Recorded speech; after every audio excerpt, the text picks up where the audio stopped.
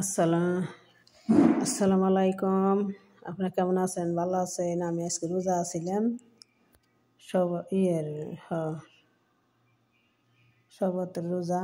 এই যে এখানে ইত্যাদি আমি যে ভাত রাঁধছি দেখেন, এই যে মাংস তরকারি, এই যে আমি আবার এই যে পেঁয়াজি আনছি দোকানতে, তারপর শশা ইত্যাদি করুন।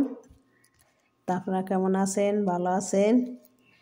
তে আমি খাইতে থাকি, আপনারা দেখেন। তে